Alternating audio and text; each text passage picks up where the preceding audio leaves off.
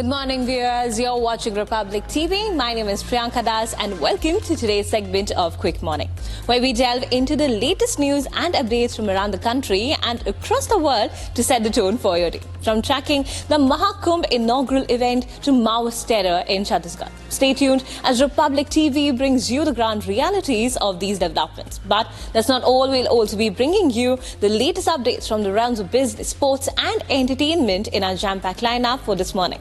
So let's kickstart today's Mega News Day here on Republic, as always with the nation first this quick morning. Prime Minister Narendra Modi is set to inaugurate the Z-Morh tunnel in Jammu and Kashmir today, enhancing all-weather connectivity between Srinagar and Z-Morh and improving access to the strategically critical Ladakh region. The 12-kilometer long tunnel, built at a whopping cost of rupees 2,700 crore, will bypass landslide-prone routes, ensuring safer travel. The project, which includes the 6.4-kilometer Z-Morh main tunnel and approach roads, will also promote tourism and boost local livelihoods. The tunnel, alongside the upcoming Zojila tunnel, will reduce travel distance and time, boosting defense logistics and foster economic growth in the region. हर दृष्टि से ये बहुत ही important road था जो winters में बिल्कुल बंद रहता था, और नरेंद्र मोदी जी जब प्रधानमंत्री बने तो इस स्ट्रेटजिक और इम्पोर्टेंट रोड के लिए एक Z-Morh टनल जो सोनमर्ग तक जाएगा, सोनमर्ग से पहले का टनल जो लगभग 14.5 किलोमीटर का टनल है, ये शुरू हुआ। मैं जम्मू कश्मीर के वासियों को बधाई देना चाहता हूं, लद्दाख कारगिल के लोगों को शुभकामनाएं देना चाहूंगा। The Mahakumbh Mela commencing today on the auspicious occasion of Paush Purnima at the Sangam, the confluence of the Ganga, Yamuna and the mystical Saraswati rivers, is expected to draw a staggering 45 crore visitors, making it one of the largest gatherings in the world. Running until February 12th, the 45-day-long event will also see around 10 lakh devotees observing Kalpvas, an ancient tradition involving a month-long stay at the Sangam, during which participants take 3 holy dips in the Ganga, engage in chanting, meditation, worship and spiritual discourses. The sprawling Mela area spans over 4,000 hectares, with the state budget for the event set approximately at rupees 7,000 crore. पूर्ण हो चुकी है। बहुत ही भव्य, बहुत ही दिव्य महाकुंभ होने जा रहा है। पहले से भी महाकुंभ के आयोजन इस प्रयाग की धरती पे होते रहे हैं।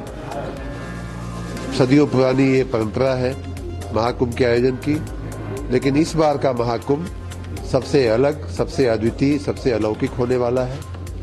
जो काम पहले के अर्धकुंभ या महाकुंभ के आयोजनों में नहीं हो सके थे, ऐसे अनेक काम इस बार के महाकुंभ के आयोजन में हुए हैं।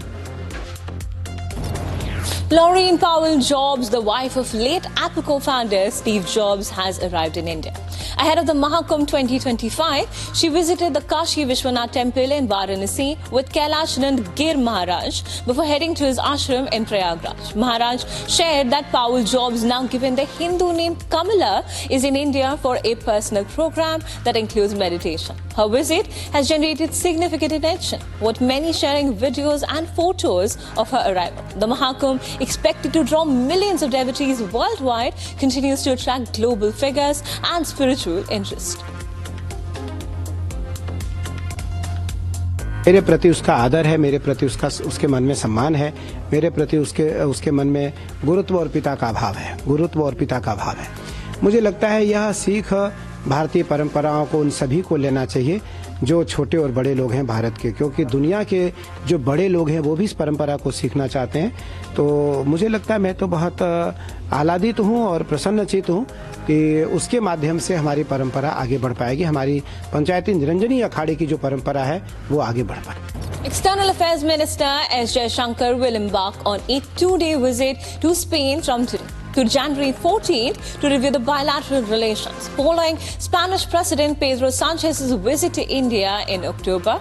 During his visit, Jaishankar will meet with Spain's leadership, including Foreign Minister Manuel Alvarez, to discuss a wide range of issues, including defense, security, and regional matters of mutual interest. He will also address the 9th annual conference of the Spanish ambassadors and engage with the Indian community in Spain. This will be Jaishankar's first visit to Spain as External Affairs Minister. Delhi Lieutenant Governor V.K. Saxena has strongly refuted Aam Aadmi Party leader Arvind Kejriwal's allegations regarding the land use of the Shakur Basti slum. Calling them a complete lie, Kejriwal had accused the BJP of tendering the land and alleged that Saxena had changed the rules. Saxena denied these claims, asserting that the Delhi Development Authority had not altered the land use or issued any eviction notices. He also warned Kejriwal to stop misleading the public, threatening DDA action if the false statements continued. The dispute comes ahead of the Delhi Assembly elections on February 5th. Arvind Kejriwal Shakoor बस्ती की झुग्गियों के नजदीक गए। वहां उन्होंने शकूर बस्ती की झुग्गियों के विषय में जो बयान दिया वो सरासर झूठ है। उन्होंने 27 दिसंबर की डीडीए की बैठक का हवाला देते हुए कहा कि एलजी ने इस जमीन का लैंड यूज चेंज कर दिया है। डीडीए ने ना तो इस बस्ती का लैंड यूज चेंज किया है और ना ही डीडीए ने कोई इविक्शन अथवा डिमोलिशन नोटिस दिया है। श्री केजरीवाल जानबूझकर कोरा झूठ बोल रहे हैं और लोगों को गुमराह कर रहे हैं। The West Bengal government is under intense scrutiny following the death of a woman and the illness of 4 others after the alleged administration of expired intravenous, that's IV fluid, at a state-run hospital in Paschim Midnapur district. The BJP and the Congress have blamed the state government for the incident, demanding an explanation from Chief Minister Mamata Banerjee, who also holds the health portfolio. In response, West Bengal Pradesh Congress Committee President Shubhankar Sarkar announced a Gherao protest of the Swasthya Bhavan today, accusing the health department of corruption and negligence.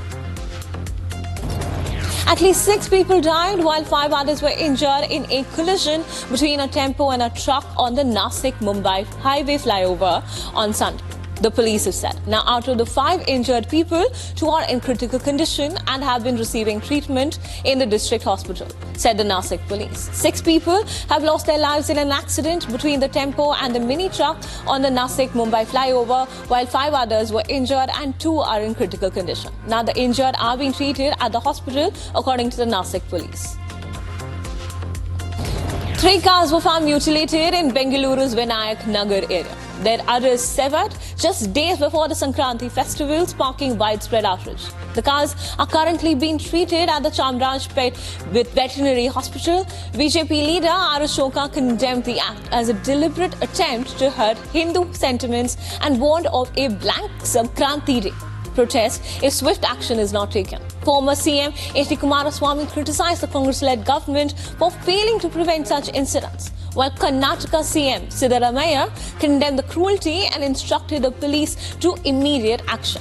The incident has heightened tensions in the area, with Hindu organizations demanding justice. 2 policemen were injured in an IED blast carried out by Maoists in Chhattisgarh's Bijapur district on Sunday.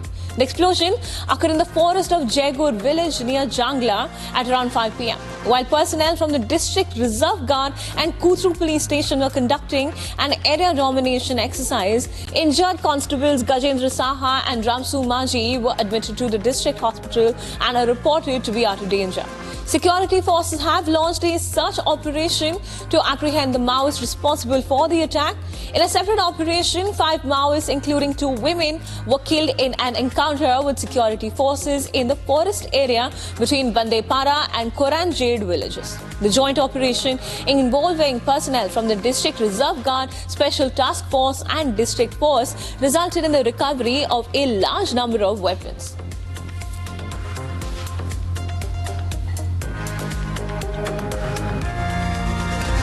We are tracking the top business stories for the day. We bring you the latest updates on India's economic landscape.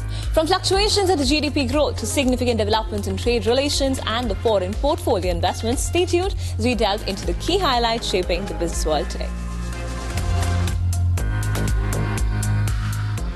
Ahead of the upcoming budget, industry body CII on Sunday suggested a 10-point agenda to drive ease of doing business reforms, aimed at reducing compliance burden, simplifying regulatory frameworks, and improving transparency. Among the urgent policy interventions, the industry body has recommended that all regulatory approvals, central, state, and local levels must mandatorily be provided only through the national single window system. It has also pitched for expediting the process of dispute resolution by improving the capacity of courts and placing greater reliance on alternative dispute resolution mechanisms.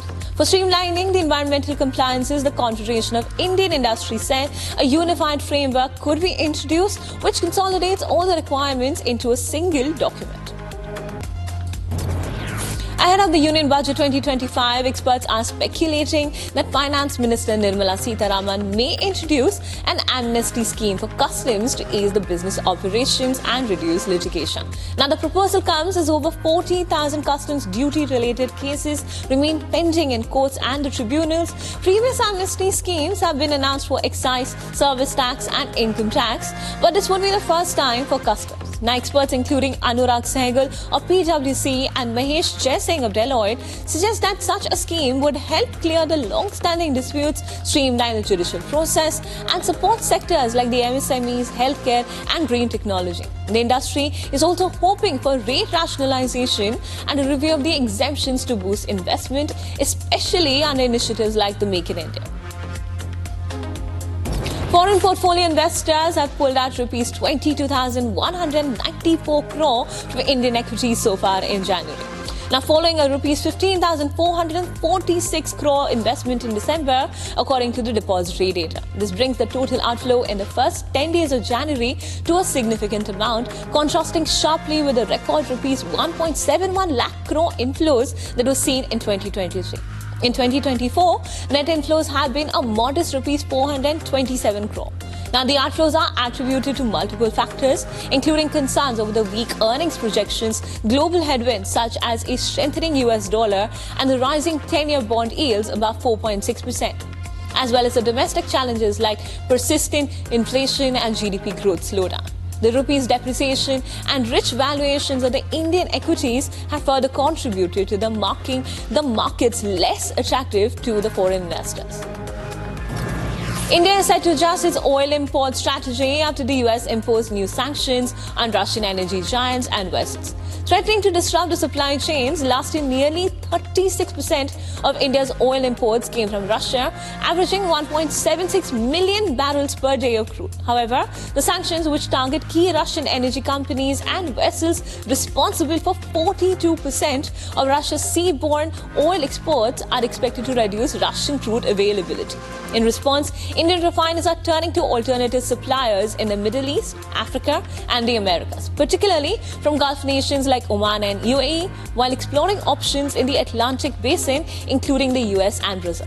Now, rising global freight costs and oil prices are expected to increase the overall expenses. With these adjustments, India aims to secure long-term steady supplies amid the geopolitical pressures and tightening global oil trade flows. A debate over the work-life balance among Indian business leaders has intensified. This after Serum Institute CEO Adar Poonawalla backed Anand Mahindra's stance against L&T Chairman S.N. Subramaniam's comments on working long hours. Subramaniam had suggested that employees should sacrifice personal time, even questioning the value of family time. His remarks, which trivialized personal relationships, sparked backlash, with Mahindra humorously opposing the workaholic mindset, saying he enjoys spending quality time with his wife. Poonawalla echoed Mahindra's sentiments and on the importance of quality work over quantity. L&T later defended Subramaniam's comments, framing them as a part of the company's broader mission for nation building.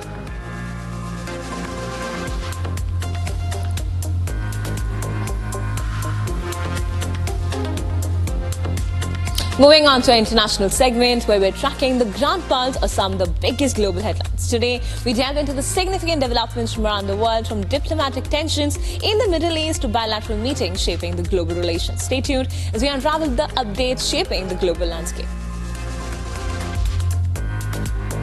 In Bucharest on Sunday, the right-wing Alliance for the Unity of Romanian staged protests demanding new presidential elections. Following the annulment of the recent vote, this comes after Romania's lawmakers voted narrowly in favour of a new pro-European coalition government led by Prime Minister Marcel Ciolacu. Ciolacu, despite placing third in the first-round presidential vote, became Prime Minister in June 2023. The political crisis deepened after far-right populist Calin Georgescu emerged victorious in the presidential race amid allegations of electoral violations and Russian interference. The Constitutional Court's unprecedented decision to annul the December 8th runoff has left the country in political turmoil, with calls for a fresh election.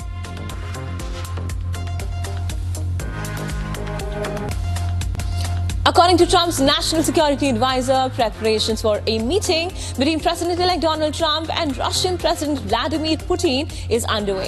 While the format of the meeting, including the possibility of Ukraine President Volodymyr Zelensky participating, has not been finalized, a phone call between Trump and Putin is expected in the coming days and weeks.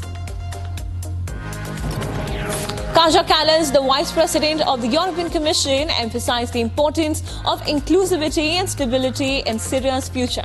During a conference in Saudi Arabia, she stressed the need for inclusivity of women and no radicalization in the war-torn country. Kallas' comments came at a critical time as the international community is re-evaluating its approach to Syria. Last week, the United States eased some restrictions on Syria, allowing for certain transactions with the Syrian government, including energy sales and incidental transactions. Moving on, an emergency task force has been deployed to Russia's Krasnodar region to address an oil spill in the Kerch Strait. The spill, which originated from two storm-stricken tankers, has been spreading for over a month. Russian President Vladimir Putin has called for an enhanced response to the spill.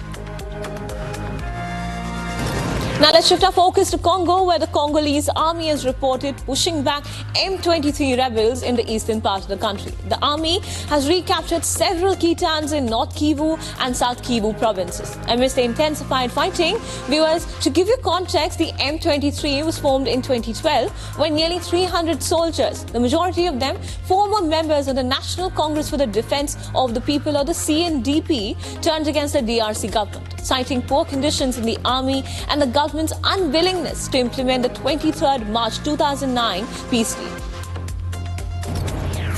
Mexican President Claudia Sheinbaum has just marked a significant milestone: her first 100 days in the office. She delivered a report in Mexico City, tackling pressing issues like security and the complex relationship with the US, especially with Donald Trump's second administration on the horizon. Sheinbaum's presidency so far has been shaped by the constitutional reforms left behind by her predecessor, Andrés Manuel López Obrador. These reforms aim to reshape the country's institutions, but they also bring significant economic and political uncertainties. Tragedy struck in Italy's Piedmont region when an avalanche hit a group of 5 skiers, resulting in 3 fatalities. 2 survivors were airlifted in a hospital after the incident on the Punta Valgrande summit. Notably, an avalanche warning had been issued for the area above 6,900 feet due to considerable danger. Croatia's opposition-backed President Zoran Milanovic won a resounding re-election victory on Sunday, securing nearly 74% of the vote in a runoff against Dragan Primorac, the candidate from the ruling Conservative Party. Milanovic, a staunch critic of the European Union and NATO, further solidified his political standing, as the election result marks a significant boost for his combative populist stance. His victory sets the stage for continued political friction with Prime Minister Andrej Plenković. The election comes amid growing challenges in Croatia, including inflation, corruption, and a labour shortage.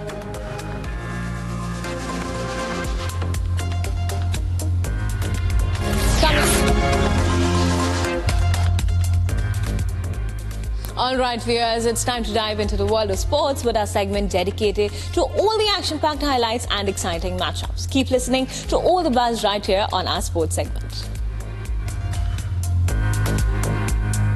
Former first-class cricketer Devajit Saikia has been announced as the replacement of Jay Shah after he took over the role of ICC chairman last year as the new secretary of the BCCI during the special general meeting. On the other hand, Praptej Singh Bhatia was elected as the treasurer of the Indian Cricket Board. BCCI Vice President Rajiv Shukla confirmed both appointments after the general board meeting.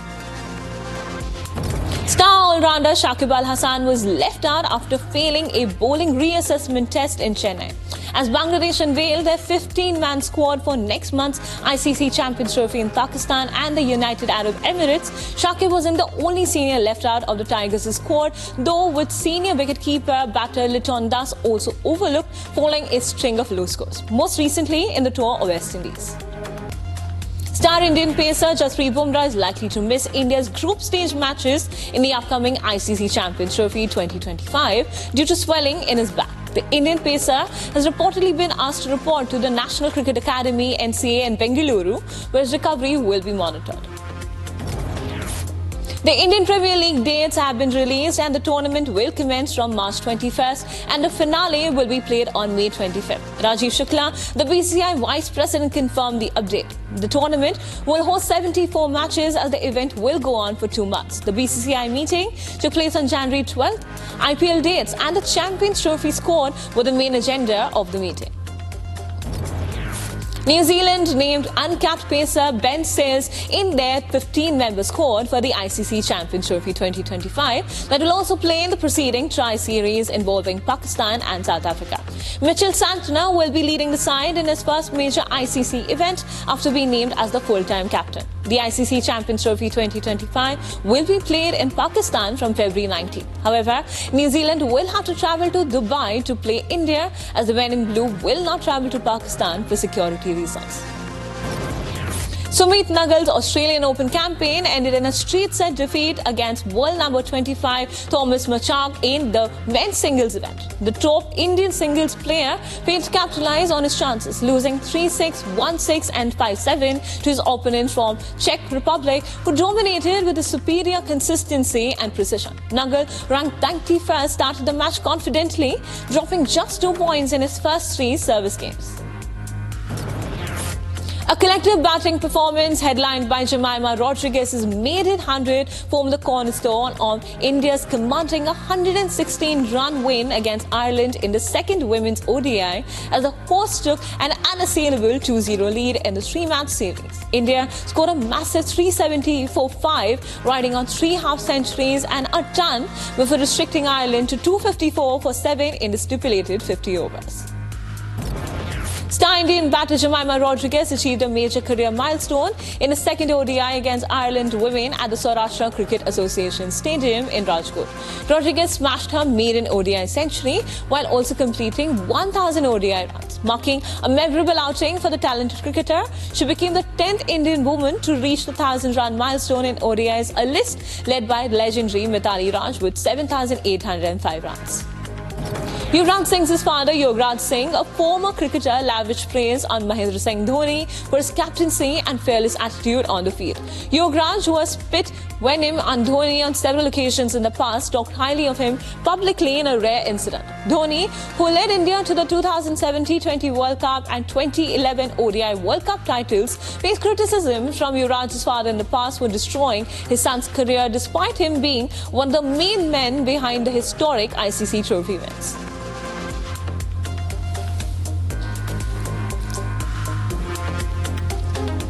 Tracking the buzz, it's time to delve into the world of entertainment. Today, we bring you the highlights from the world of cinema, Hollywood and Bollywood. This and more as we unravel all the latest updates from the entertainment industry this morning.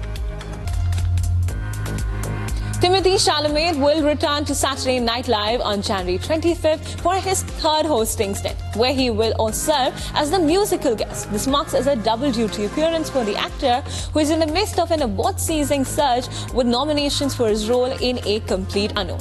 Meanwhile, comedian Dave Chappelle will host the show on January 18th with musical guest Gloria. Both Chappelle and Gloria are nominated for the Grammy Awards, and Chalamet is considered an Oscar contender. Fans are eagerly awaiting Chalamet's performance, especially given his recent musical roles in A Complete Unknown and Wonka. Z-Morh, the surviving member and higher voice of the legendary 1960s soul duo Sam and Dave, has passed away at 89. Moore, best known for hits like Soul Man and Hold On, I'm Coming, died on Friday in Coral Gables, Florida, following complications from surgery. Inducted into the Rock and Roll Hall of Fame in 1992, Moore and his late partner Dave Prater became icons of soul music with their energetic performances and collaborations with Stax Records. Moore's influence extended to artists like Michael Jackson and Bruce Springsteen, and his legal battles for fair compensation. Drag queens paid tribute to the Vivian, the winner of the first season of RuPaul's Drag Race UK at the DragCon UK in London on Friday morning. Danny Beard, reflecting on the Vivian's passing, emphasized the importance of celebrating people while they are alive, urging fans to appreciate one another more. The Vivian, born James Lee Williams, died on January 5th, with the cause of death yet to be revealed. Queens from RuPaul's Drag Race and other global franchisees are attending the weekend event. The 55th season of Sesame Street will feature a star-studded lineup of musicians, including SZA, Chris Stapleton, Noah Kahan, Renee Rapp, and Samara Joy, to teach young viewers about emotional well-being through music. The season debuts on January 16th, with new episodes released every Thursday. Elmo expressed excitement about the musical guests, noting that songs on the show often deliver important life lessons. Highlights of the season include collaborations on topics like gratitude, feelings, and taking turns.